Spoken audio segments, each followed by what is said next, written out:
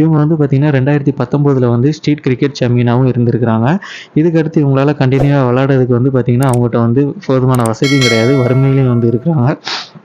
இவங்களுக்கு வந்து வெளிநாட்டில் வந்து விளையாடுறதுக்கான வாய்ப்புகள் வந்து கிடைக்குது. ஆனால் இவங்களால போக முடியல.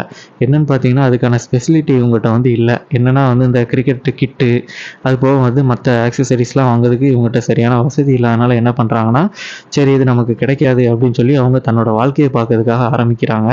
அவங்கள காப்பாற்றுறதுக்கு முயற்சியில் இறங்குறாங்க. இதுக்கு தெரிஞ்சுக்கிட்ட பாலா அவர்கள் என்ன பண்ணுறாங்க அப்படின்னு பார்த்தீங்கன்னா, அந்த கிரிக்கெட் கிட் இருக்கு பார்த்தீங்களா, ஃபுல் செட்டு வாங்கிட்டு போய் அந்த பொண்ணுகிட்ட போய் கொடுக்குறாங்க. கொடுத்துட்டு நீங்கள் திருப்பி விளையாட ஆரம்பிங்க, உங்களுக்காக விளையாடுங்க அப்படின்ற மாதிரி வந்து என்கரேஜ் பண்ணி அந்த கிரிக்கெட் கிட்ட கொடுக்குறாங்க.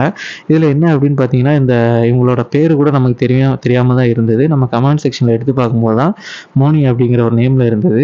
அவங்க வந்து அதில் வந்து தேங்க்கும் பண்ணியிருந்தாங்க. என்ன அப்படின்னா, இந்த நாள் வந்து எனக்கு ரொம்ப சந்தோஷமாக இருக்குது, நான் நன்றி